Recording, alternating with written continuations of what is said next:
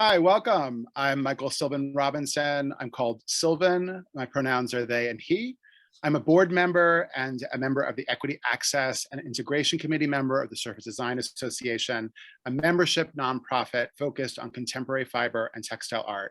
I'm delighted to welcome you to this week's Textile Talk, Fabulous Surfaces, Queer Maximalism, Machine Dazzle. Textile Talks webinars are brought to you by the International Quilt Museum, the Modern Quilt Guild, the Quilt Alliance, the San Jose Museum of Quilts and Textiles, and the Studio Art Quilt Associations and the Surface Design Association. First, a few housekeeping announcements. We welcome questions, which we will answer at the end of all of the artist presentations. Please submit them in the Q&A box located at the bottom of your screen. We are honored to bring you free and inspiring Textile Talks programming. We respectfully ask you to be courteous as you engage with speakers, moderators, and other participants. Your chat comments can be seen by everyone. Please use the Q&A for questions, chat box for greeting others, and the survey for commentary or ways we can improve. If you prefer not to see notifications from the chat, you can click on the chat button to toggle them on or off. A brief overview of our presentation for today. Fabulous Surface highlights the themes, objectives, and extravagant style of the exhibition currently on view at the Museum of Art and Design in New York City. The exhibition is a solo presentation of the genre-defying artist Matthew Flower, better known as Machine Dazzle, a provocateur commanding an expanded repertoire of costume design, stagecraft, performance, and music. He is also a virtuoso practitioner of the visual language of queer maximalism. Machine Dazzle's embrace of maximalism is presented as a form of queer liberation for the way it affirms hybridity over purity, challenges cultural hierarchies, separating the high from the low, and celebrates different kinds of bodies. The exhibit is on display through February 19th. I'm delighted to introduce Elisa Author, curator, who will examine the ways in which Machine Dazzle counters the prejudices of high culture and transforms bodies through sculptural materials and ornamentation. Thank you for being with us. Thank you, Sylvan. It was a lovely introduction, and hello to everyone in the audience. I'm honored to be part of the Textile Talk webinar series and very excited to share with you the exhibition Queer Maximalism. And we do have Machine Dazzle with us today. I'm going to be bringing him onto the camera in just a little bit. But first, I would love to, let me get the screen share started, and I'm going to talk a little bit about the museum. Let's see here. Lisa, while you're doing that, can I say some nice things about you that I neglected in the front part? Oh, sure. Okay. Elisa Author is the Deputy Director of the Curatorial Affairs of William Mildred Lasden Chief Curator at the Museum of Arts and Design, which is called MAD in New York City. She provides the strategic direction and creative oversight for the exhibitions, acquisitions of works of art for the museum's collection, publications, and she contributes to the exhibition-related programming. She has published widely on a diverse set of topics, including the history of modernism and its relationship to craft and the decorative, the material culture of the American counterculture, and feminist art. Her book, String Felt Thread, The Hierarchy of Art and Craft in American Art, focuses on the broad utilization of fiber art in the 1960s and 1970s, and the changing hierarchical relationship between art and craft expressed by the medium's new visibility. Her recent exhibitions at MAD include Surface and Depth, the decorative after Miriam Shapiro, Vera Paints a Scarf, the art and design of Vera Newman, and Flowercraft. Thank you, Elisa. Thank you. Okay, so as Sylvan mentioned, I'm here to talk about the exhibition Queer Maximalism, and it is currently on view at the Museum of Arts and Design in New York City. For those of you who don't know MAD, let me just give you a short introduction.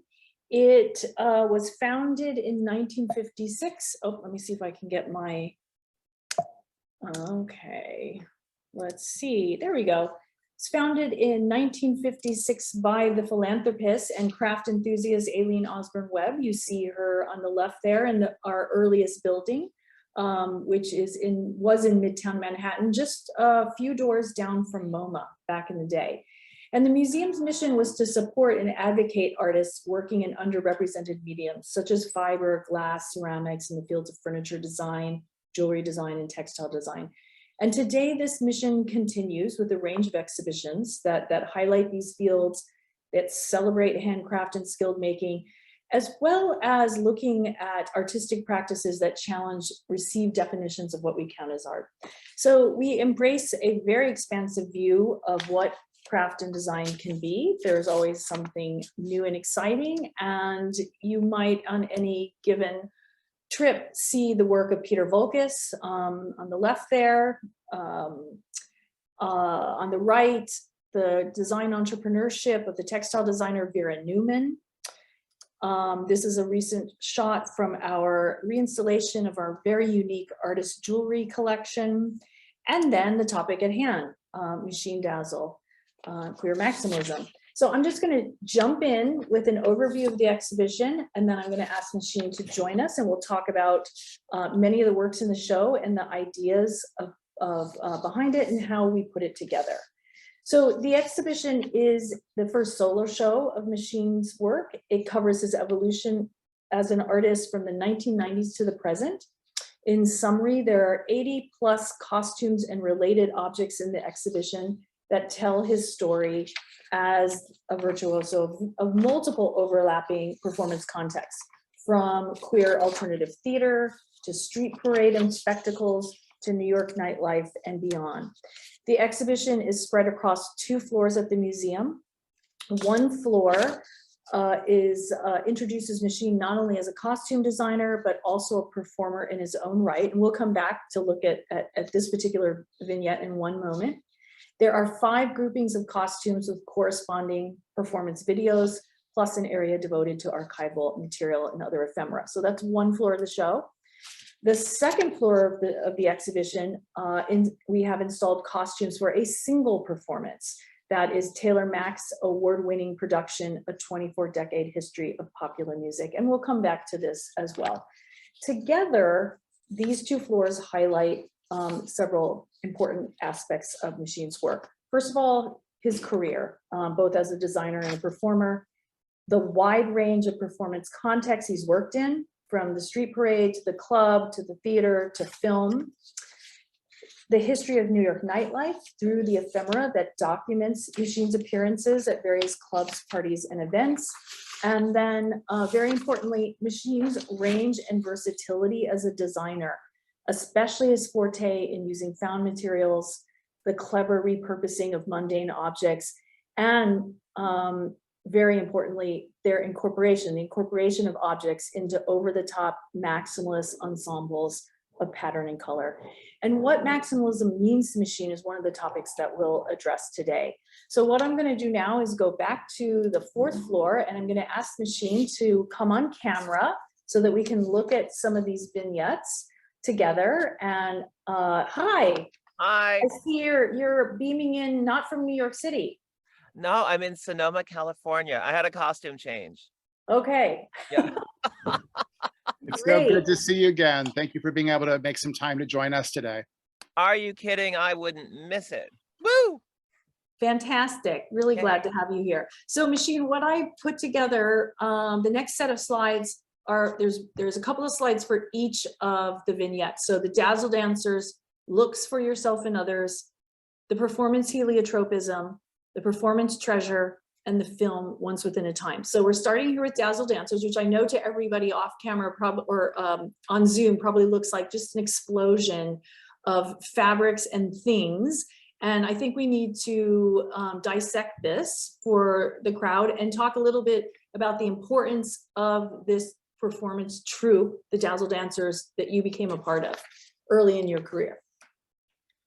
Do you want to start by giving us a description of how you encountered this group and became a part of their performances? Sure. So there I was. I moved to New York City in 1994, and I immediately kind of, started finding my tribe. I started experimenting with drag and costume on myself, on my own body.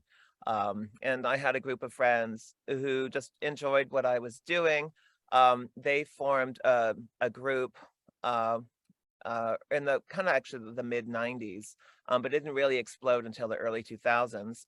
And they called themselves the Dazzle Dancers. I was not the original costume designer, but most of them were friends of mine. And one day they was like, well, Machine, why don't you start making us costumes, you know? And I'm like, okay. So I started making them costumes. And first of all, I guess I should tell you what the Dazzle Dancers were. Essentially, kind of it's a nightlife performer slash activism. It came out of a need of when Rudy Giuliani was kind of cleaning up the city, and all of a sudden, you know, all of the fun places and a lot of queer spaces were closed, and all of a sudden nudity was illegal and all of this stuff. And so essentially, yeah, stripper isn't the right word, but we would always end our performances naked. I would just, you know, so that we're, you know, we're allowed to have a body, you know what I Yeah. mean? Mhm. Especially in adult spaces. It's not like we're, Yeah. you know, So in a this, family place, you know, taking off our clothes. We're in a club, we're in a queer space, we're in a gay bar, we're at a party, you know, and we're expressing ourselves. And right. we would do little numbers, and Mike Albo, the father of the Dazzle Dancers, who's called Dazzle Dazzle, he would say he was very inspired by, you know, 80s backup dancers, and like solid gold dancers, which you know, at that time, like, you know, back then, it's like it might have been like your one glimpse into queer culture, because you knew those dancers were gay. You knew they were queer. And you know, there's a lot of, you know, it's still very homophobic in the music business and in the Mhm. film business and all of the businesses. Mhm. So that's what he wanted to champion, is, you know, you know, like, oh, there's the queer person, there it is in the background doing like these cheesy dances. So that's what we did. We did funny little numbers to, like, most of the songs were probably from the 80s, sometimes the 70s, occasionally a 90s song. There might have been a more contemporary one, but anyway. So that's what we did, and I would come up with these fairly skimpy, but fun outfits, not like regular stripper outfits. You know, and I was kind of famous for showing up to a club. I had a full-time day job at the time. I would go fabric shopping after work, and I would show up to the club, and I would make costumes without a sewing machine or a needle and Mhm. thread. It's just simply the way I, you know, cut the fabric, and I would wrap it, drape it, and like wrap it and tie it all over the body and make it nice and tight and, you know, kind of like fun Mhm. and sexy and all of those things. And you know, and we would do our number, and we would get paid in drink tickets usually. Here, um I'm showing some archival shots right now, Machine. You on the left, yeah, wearing one of the earliest of what I think you referred to as the D string, yeah, correct? this is The spandex that's been cut. this is a classic D string, rectangular, and with a slit from the top to the center for the neck. That's the neck down to like the navel, let's say. And then I would do like these ladder slits along the side. And that way I could just do all of them the same. And then I fit them all. And then all Mhm. those ladder slits, like, oh, an arm here, cut a few off, the legs go there. So it's kind of like one size fits all. There might have been some excess. It probably ended up on the dance floor. Who knows? Um, Yeah, and so that would, yeah, classic D string. And yeah. so that's me at the Adam and Steve premiere at the Tribeca Film Festival back, way Mhm. back. Adam and Steve. It was a film. It still is.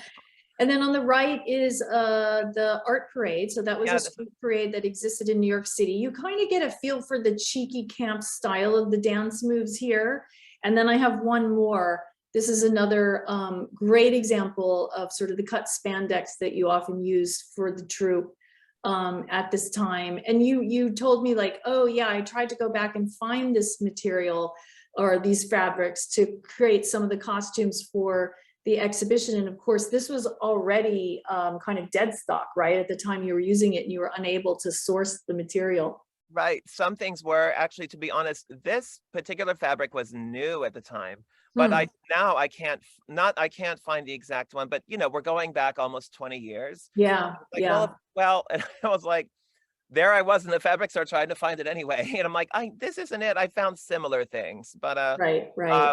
only a few times that I actually find like the original fabric, Yeah. you know, to Okay, use. so we've covered the source of your name and like your start in when it comes to making costumes for performers on stage. You eventually joined the troupe yourself. And we'll talk more about some of your own performances in just a sec, but I wanted to also show this vignette, which is looks for yourself and others. There are two super special costumes on the left-hand side that you made for the cabaret icon Justin Vivian Bond, and I have a couple of examples of those where she's wearing the costume for her cabaret Luster. So these were both worn in Luster at some point, I think around the 2010s. And then in the center, 3 costumes that you made for yourself. One for the Easter parade. You see the red, white, and blue eggs with this amazing eagle headdress.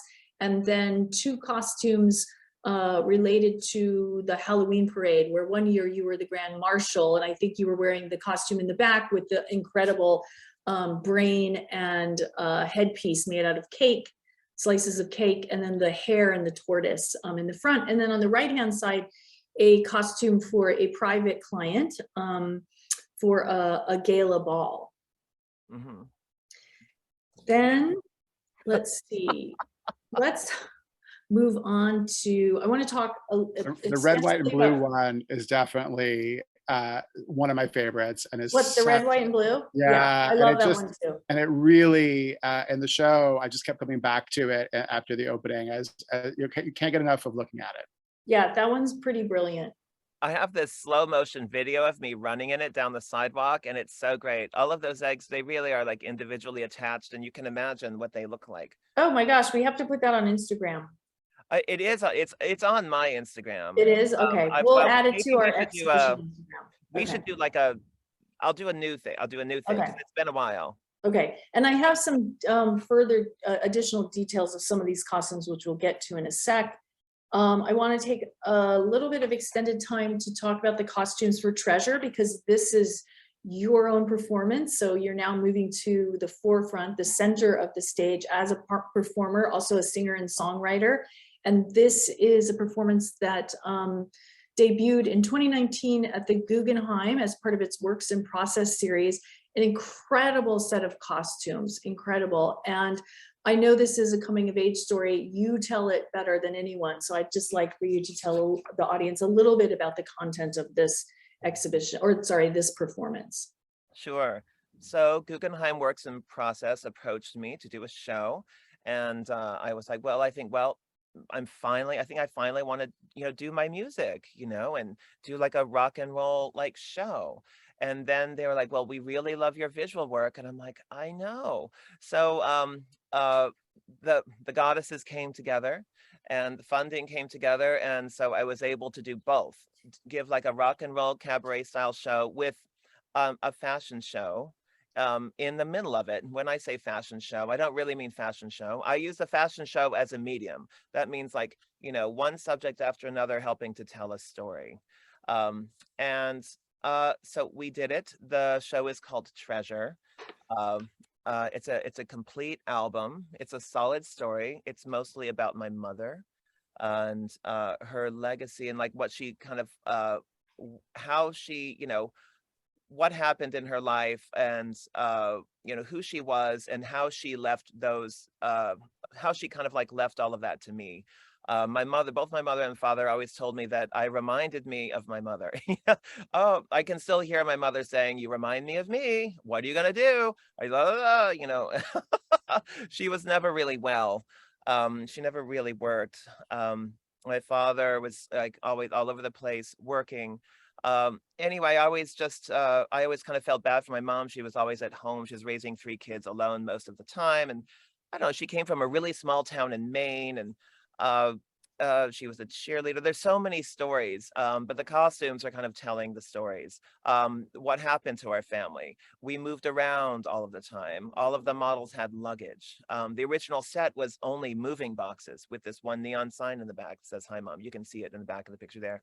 Mm-hmm. There's a sense of her coming of age is in the 50s and the 60s. So there's this 50s and 60s element in the clothing. Me, I was born like in the early 70s. So you have that electric, the 70s and then the 80s influence. My favorite influences, those are also in there. she grew up in a small town close to the water in Maine. We were always talking about lobster, and my father was a sailor and an engineer on oil tankers later. There's a lot of references to water in the costumes. And then as we started moving, like going west, and I was using all of this, I was very influenced by animals that exist in North America, and kind of danger and like wildlife, that kind of thing. So that is represented also. And I wouldn't be I wouldn't be Machine Dazzle if I wasn't, there's a little bit of activism in there, and I like to put little bits of Americana in there, just for a little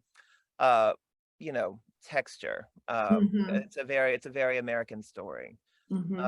And yeah, that's it. And we just recorded the album, and it was just mastered, and I'm releasing the album at Joe's Pub on October 21st. If you're in New York City, you can come. Congratulations. Yeah.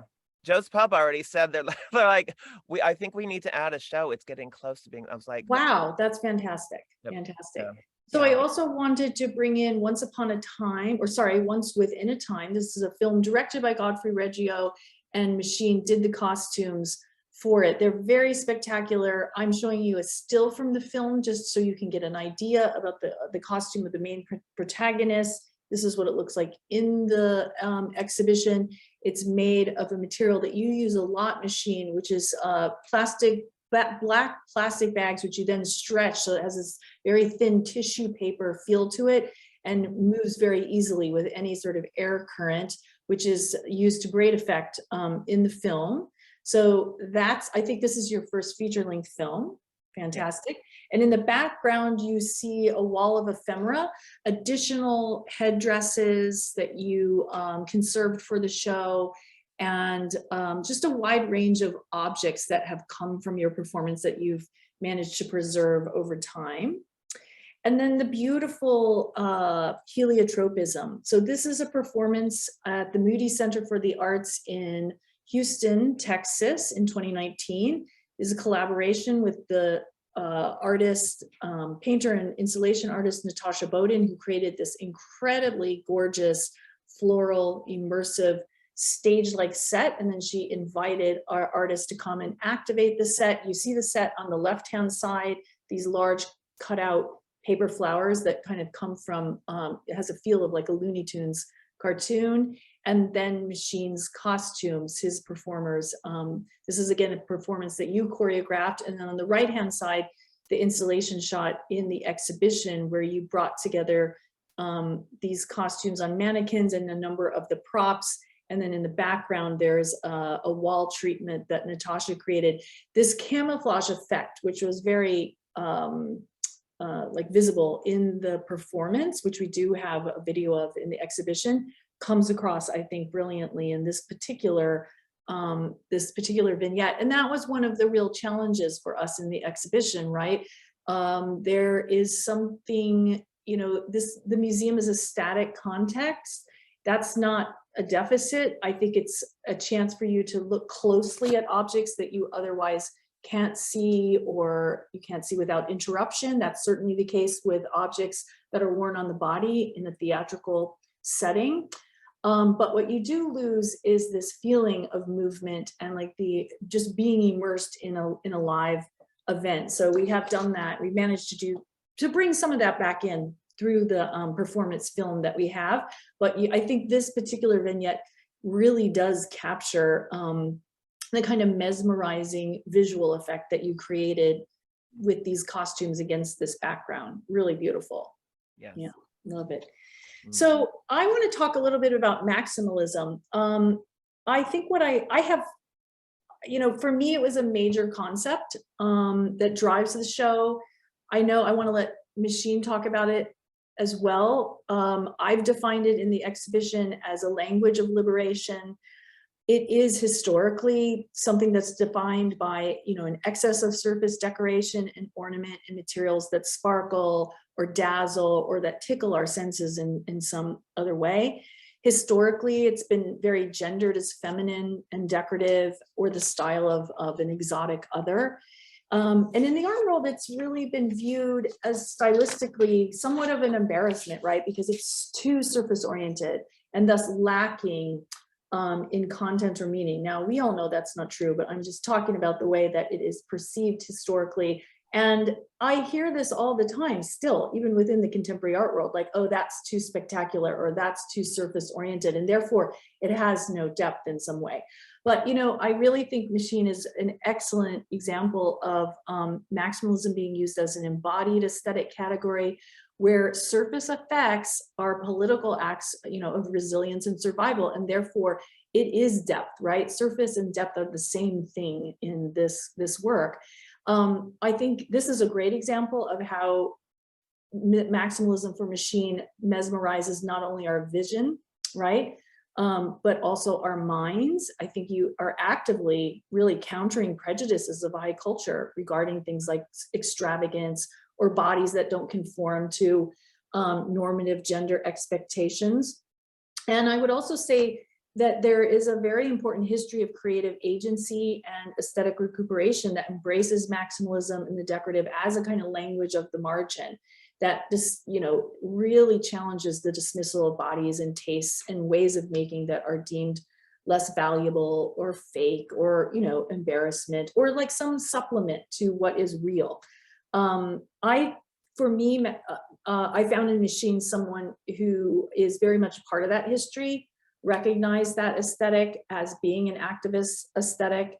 And I think that you demonstrate this creative agency through the production of these objects that, you know, are made to be worn on the very bodies that are often cast out or marginalized when it comes to what we think of as you know, conventional standards of taste or beauty or normativity. Machine, when you think about maximalism, you once told me, like, it's really hard to be a maximalist. And I'm like, oh, what do you mean by that? It's so hard. I just wanted to let you have a chance to talk about maximalism as well. Like, how did you come to it? Why does it make sense to you? Because it is difficult to work in this way and to, I think, reach people's expectations of what maximalism should be, especially in the theatrical world that you're a part of, or the art world that you're a part of. Sure. Well, really, practically speaking, I mean, I look at maximalism and not only is it like it's a very layered, more is more aesthetic, it's also a very layered, more is more conceptually. I mean, idea on top of idea on top of idea until you're basically creating your own story at that point. I think that's what I do when I am approached with a project or an idea, you know, an event is coming up. It's like I clear my head and it's like the ideas start coming and it's like I start making lists, I start collecting materials and naturally I probably collect more than I should. I start to get all of the materials together and I put them next to each other and they start talking to each other and it almost starts to design itself because all of the ideas are there. My intentions are there. The materials are there. Oh, and then it's like, well, sure, I had a few ideas at first, but then I start to have a lot more ideas as I go. I'm a very organic designer. I design as I go. And then it becomes more than I thought it would. You know, I don't know, I've come to rely on that process, I have to admit. I hope it hasn't failed me yet. But yeah. Gosh, did I answer the question? Yeah, I mean, I brought in a couple of details here, just of the surfaces of your creations, in case we want to call attention to any particular parts. I think some of these, like the one on the left is also a living sculpture. Like I have seen this swing coat, which you've made out of an American flag, used in different ways. It now appears in Treasure. This was your lead costume for the performance. And did you do all the painting yourself? I did all of the painting myself. Yes, it's this big, beautiful old American flag, cotton. And I dyed it. I was just like, I was doing like these rainbow, like stripes, like just I was pouring the actual dye like right on it. And it made such a mess. And then I did all of this like paint. I did the painting first so that it would like stand up against the, you know, the dye.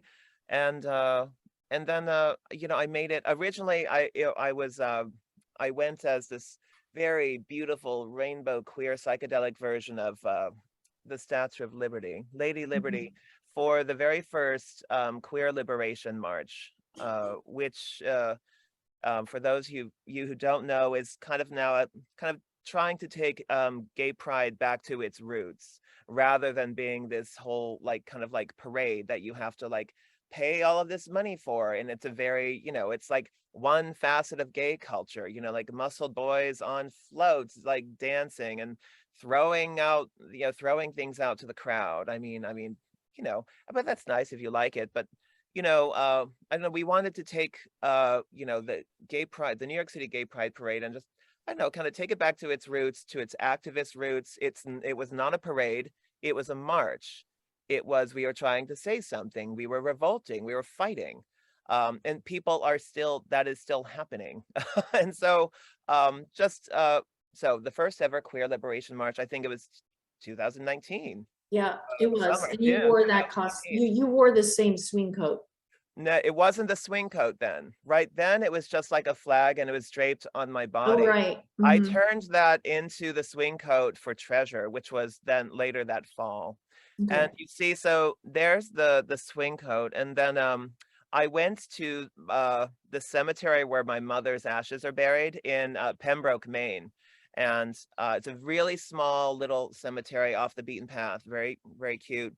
And I sat and I visited with Mom, and then there was a dumpster there. And so I dug into the dumpster, and these were all of the fake flowers that people had thrown out. And of course, what did they do? They put new fake flowers on the graves. So I went dumpster diving at a cemetery, and that's where all of those flowers come from. Mhm. So swing coat, it's very 50s, like in my mind, maybe, I don't know, when my mother like kind of like ran away from home, and I imagine she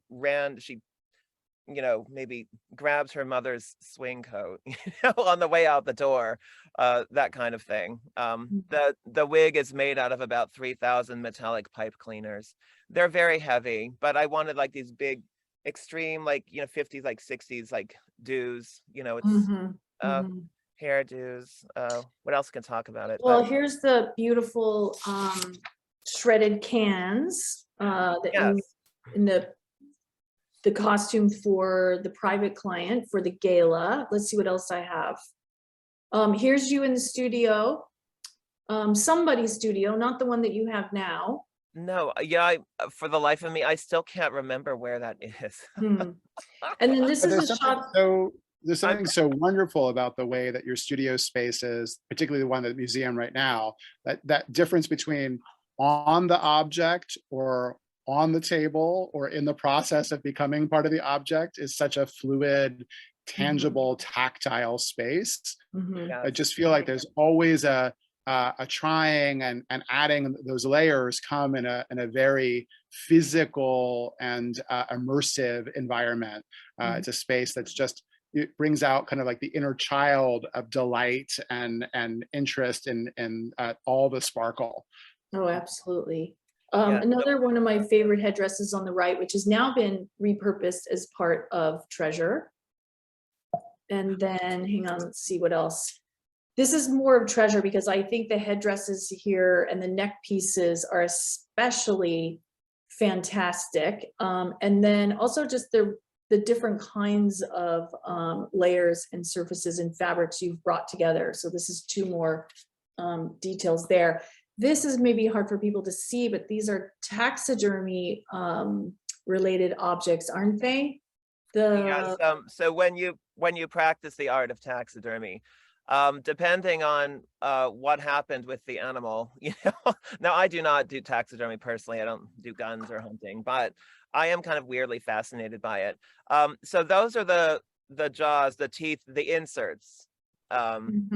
That you would put into, so this taxidermy, there are these forms, they're made out of this special foam, and they're in the shape of the animal, and they come in different sizes and different like positions, and you stretch the leather, the skin, the fur, the animal over these forms, and then sometimes the teeth survive, sometimes they don't. Of course, eyes and things don't. So they have fake eyes, they have fake teeth, they have all different kinds of fake things to make your piece of taxidermy complete. And then you've placed, I see these Swarovski crystals in the interior. Yeah, these large vintage ones that they don't make anymore. Oh, so sad. That's too bad. Yeah, they're all kind of like crunching down on it. So I mean, there's danger in it. There's extreme danger, there's extreme beauty, there's fantasy, which completely describes me growing up.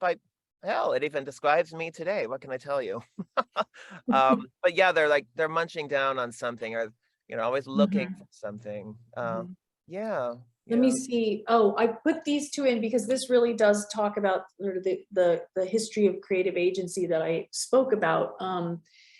On the right-hand side, an example of the leader of the Coquettes and the Angels of Light, Hibiscus, these were two performance troupes from the late 1960s that were all very much about a maximalist approach to drag, stage performance, very camp.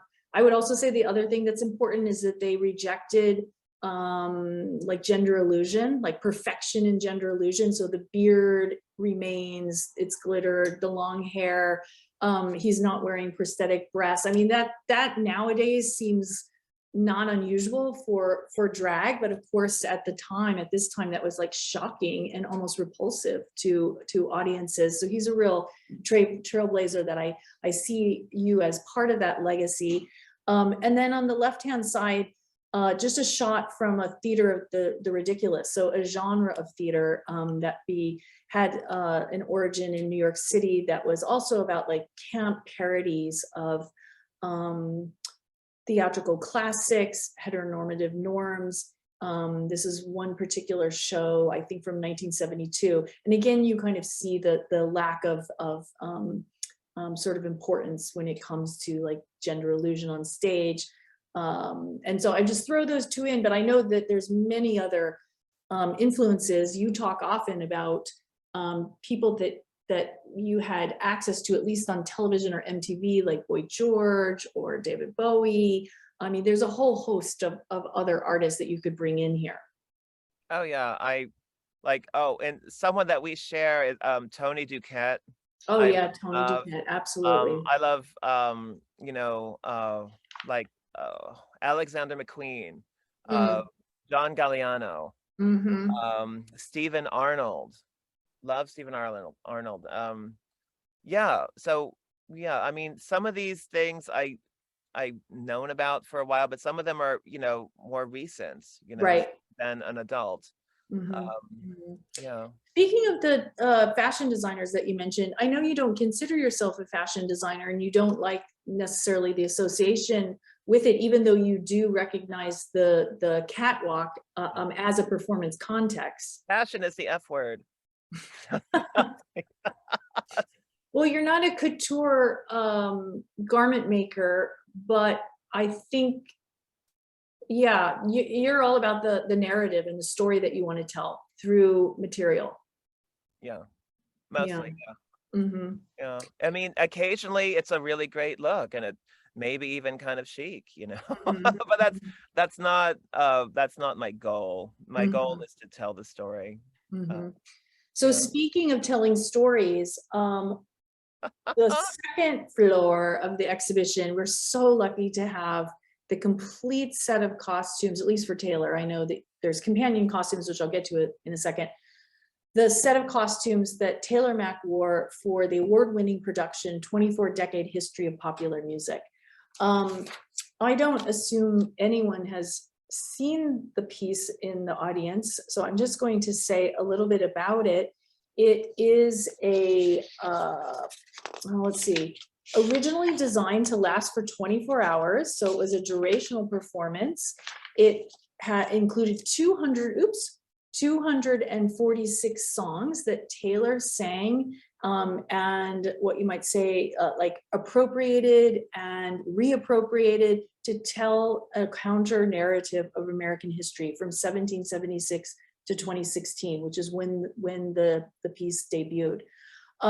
There were a number of songs per hour. There was a costume change every hour. Machine came on stage to dress and redress, or I guess undress and redress Taylor, which is very unusual. So not only were you functioning as the costumer, both backstage and on stage, you were also a performer in this particular piece. So you had a role as the narrative progressed.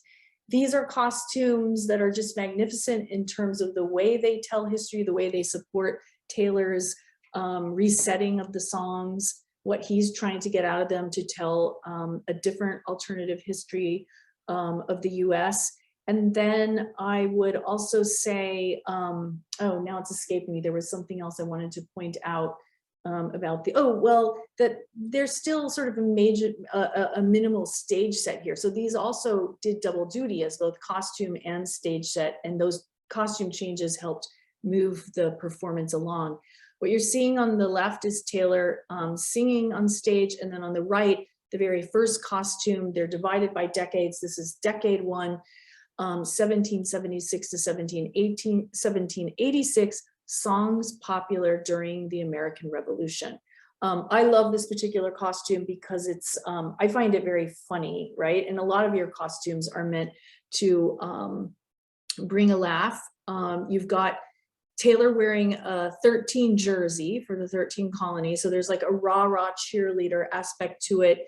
There's also a hoop skirt, like a silhouette of an 18th century hoop skirt, but hanging from it are plastic pendants, which I think, again, it looks like you salvaged from the trash because they're a little bit torn. So the sort you might find at the opening of a strip mall in the US somewhere. So there's this cheerleading about founding moments, entrepreneurial success, American dream, etc. And of course, the singing of these songs both addresses that and then attempts to unravel it and gets you to think differently about it.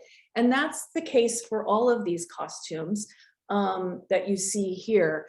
Again, in the center, you see the costume that was dedicated to decade one, and next to it, the seated mannequin is wearing your companion costume.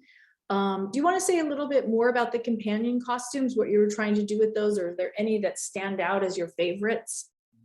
Oh, sure. In terms of companion costumes, well, the one that you're looking at, well, I'll just speak in That's general. this one.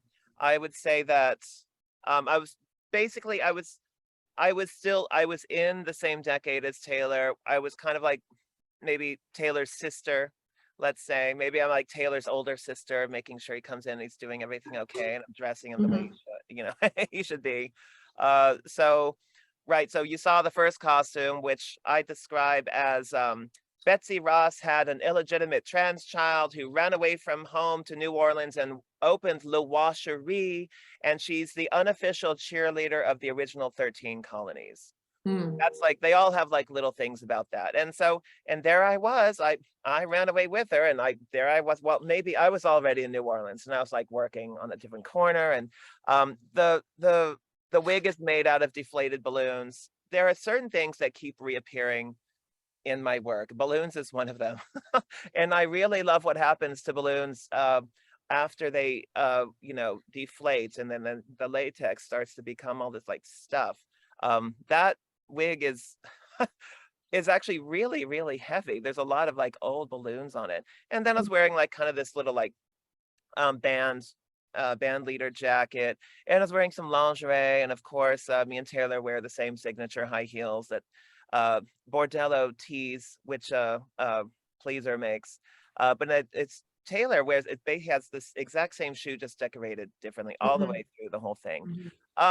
So yeah, I went beyond the explanation, but I was always my look was always part of the narrative, Right. Just like Taylor's. Yeah. Is. And I'll just give people an idea of some of the other costumes here. In the back, you've got decade 1956 to 1966, songs popular on the bus to the March on Washington. So those would have been civil rights related activist songs, I would assume, but you've also got references to Jackie O, to the assassination of Kennedy. There's the Barbie doll that's hanging on one side. There's also an American flag that's been shredded in the back. So full range of commentary on the 1960s. To the left of decade one, I think that's songs popular during Reconstruction, right? 1866 to 1876, the hot dogs with the barbed wire. Oh no, Yeah. that was Civil War. Oh, that's the Civil War. Okay. Yeah.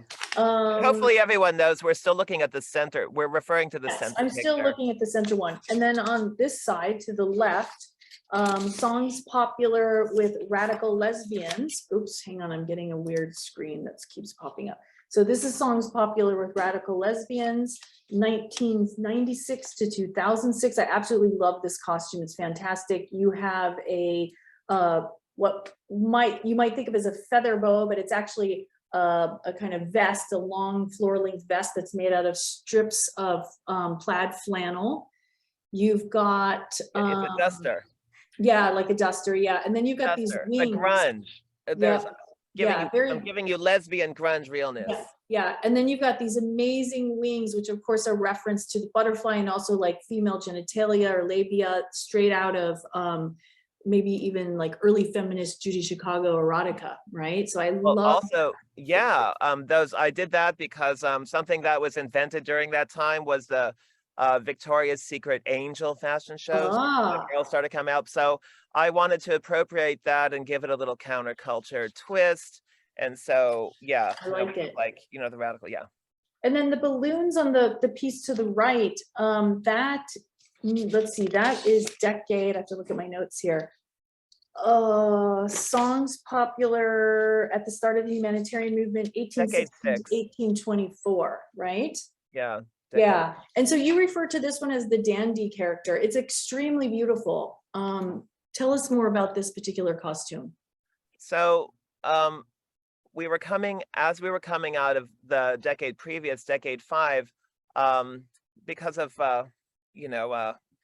reasons, we blindfolded the whole audience. And so the audience was blindfolded for a whole hour. So, and Taylor, the songs were, you know, a lot more, they weren't like up, they were very like down, beautiful, slow songs. And so I had a whole hour to change Taylor into this while the audience was blindfolded, they couldn't see. And by the time the audience took off their blindfold after an hour, Taylor was actually in a harness. He was like up in the air at least 15 feet. And me and Timothy White Eagle were on either side, and it looked like Taylor was sitting on this big, beautiful cloud of like beautiful, like pastel balloons. And he was like the dandy character. And I see. Anyway, yes, dandyism was very fashionable during that. So I think I've got a few more here. I know we want to get to Q&A. On the left is songs popular during the Oklahoma Land Rush, very beautiful feathers and use of all kinds of materials to create birds' nests. And then on the right is this one, I think, is songs popular during Reconstruction. Yeah, that one's Reconstruction. Yeah, so you've got the typewriter and dynamite, and then you have dynamite, and then you have all these references to food, because of course for a 24-hour performance you also fed your audience. So this was a break where people could eat. So the last slide I have is what is related to some of the work that you've been doing in Sonoma in a series that you refer to as Scarecrow Off Duty, one of my favorite titles that you've applied to your work. This is just 2 random examples. I mean, you've created probably dozens of these masks at this point out of ephemeral materials, and I just think they're beautiful. Are you continuing to do this work now, your second trip back? Yeah, I'm hoping to. I'm very busy on the farm here. Maybe you've seen my shirt, Haystack Farm. I'm working on this amazing biodynamic farm, creating art on it. I did these masks kind of on the side, although they were really, these were last year. And I was, I don't know, I was on the farm, there's a dried flower house, and the flower department, they dry flowers, and there's stuff that's drying in the compost heap. And I was just so taken by everything. And I'm like, wow, these are like, how beautiful. I want to like make things out of it. And then I went to a local like thrift stores, and I got like on the right, I'm wearing like a pair of curtains that I kind of wrapped around myself. And then on the left, it's, I found a fan at the thrift store and a bunch of scarves that I kind of, just kind of like craft into these, just so that I'm like kind of wearing something. Mhm. But another maximalist gesture. Yeah, It's just like beautiful. more is more. Like, I don't know what I'm wearing, but I'm wearing it anyway. Yeah. Anyway, yeah. I'm gonna stop the share, which I think I've managed to do successfully, and we can look at Q&A Yeah, here. there's some kind of main groupings of questions, not Okay. unsurprisingly, a whole thread of where do you get these things and where do they live when you're working on them and or done with them is the sort of a major set of questions. So that's a good place to start. That's a great place to start. I love it. Sure. Well, the Taylor Mac costumes are owned by Pomegranate Arts and Taylor, and they are in a special storage unit. I store everything else myself. I'm lucky enough that Matt has given me this amazing studio for just over a year now, and I'll continue to have it. If you're in town, visit me on the 6th floor. Hopefully I'll be there. But I pay for a studio, and my studio is usually full of boxes of costumes and materials and everything. So I have to store it myself, and it takes time, it takes money, it takes space. And we can talk about we can go further into what that looks like being a New York City artist, but you can imagine, it's part of it. It's not, that's the side that I don't want to talk about. But it takes space, and that takes money, and a sense of organization. And but I am very happy that I have the archive that I do. I certainly don't have everything from my past. Do I'm you lucky I have what I have. Yeah. do you have special places you like to shop Um, I or source, I should say, source everything. I material? mean, I go to the, the garment districts in New York, and I get fabrics. People donate things to me. I find things at thrift stores, vintage stores. I love secondhand material more than I like new material, because there's already kind of a story there that's, interesting, or a story that I'm giving it anyway. And another really great resource, when I'm involved in a production or a project that is nonprofit, I can go to Materials for the Arts, which is an amazing resource in New York City, and makes me wonder, I think every city should have a Materials for the Arts. It's a big warehouse, and businesses and private people, they donate to it. In this warehouse, you can find fabric, thread, paper, office furniture, mannequins. You could find literally anything in there. Am I right, Sylvan? I mean, you could find anything in there. So Absolutely. it's a really great, yeah. Yeah. I'm gonna one of the questions that I think would be a great one to sort of to have our final question wrap up on is actually how will you move forward having had this exhibition? How has the experience of being at MAD and these two floors sort of moved you forward? And before I give you that moment, I just want to make a shout out. The catalog is really good. So not only is it really good and filled with all kinds of images, but it includes collaborators and documentation. It's really an archive, not only of Machine Dazzle, but also of this whole queer era of New York and all the people who work together. So a shout out. I'm going to put the link for the museum store in the chat. But the question is, what's it going to be like moving forward after this exhibition? Well, I'm still having my experience, because I'm still very much feeling the love of, I get messages every day of people who are there. They're taking pictures, they're posting them, they're tagging me, and I'm like, oh, I was like, oh. So I'm still having it, and I'm not sure I don't know. I know that I'm a very busy person, and I'm blessed to have an amazing career collaborating with so many amazing artists. I probably know what I'm doing every day for the next 2.5 years already. I can't accept any new projects. But I know, and in a way, I feel like I think a lot of I don't know, I'm hoping that maybe the show can travel.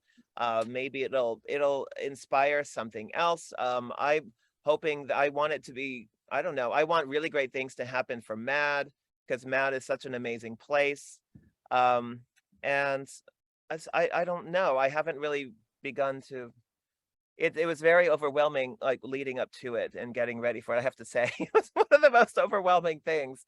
Yeah, But we neither one of us has had a moment to process. I mean, I hope that there's a place where these costumes can go and be preserved. I don't know if that's realistic, but it would be a shame to see them disappear. And I know many have from your earlier performances. So yeah, I'm gonna try to maintain whatever I can. And you know, and hey, reduce, reuse, recycle. I am famous for taking things apart and repurposing them. That means there's yet another story in the costume. But I'm just enjoying it for now and enjoying sharing what I've done. And it's the best feeling in the world to be in a major museum in New York City. I can't tell you, it's the best feeling in the world. And you know, not only to hold space there with my studio, but I'm getting 2 floors for 6 months of time. And I do not take that footprint lightly at all. I think that's a very big deal. And I think it comes with some responsibility. And I want to, I'm still figuring out what that is. You know, is it time for me to give back? Nicely Time put. for me to give back. No. And already the museum and you have really programmed exciting, you know, New York, wonderful events, talks. I mean, it's been really a place of gathering and celebration. Thank you so much, both of you, for joining the Textile Thank Talks you. today. Thanks. Lisa, for the wonderful walkthrough and smart curatorial vision of this excellent exhibition, and Machine, for your wonderful exuberance and surprise visit today. Thank you so much for joining us. This exhibition is up through February 19th. We'd like to thank our sponsors and to SAQA for hosting us. The recording will be available on YouTube in the next week. Next Wednesday, Textile Talks hosts Giaccio and Giannone, 20 years of creative collaboration, sponsored by the Studio Art Quilt Association. That's in Spanish with English subtitles. We are so glad that you were able to be with us today. If you are in New York, please make sure to stop by MAD and visit the exhibition. And if you're not, please continue to follow along on social media and on the catalog to get an opportunity to see more of Machine's wonderful work. Yay. Thank you, so much. Sylvan. Bye. Okay, bye.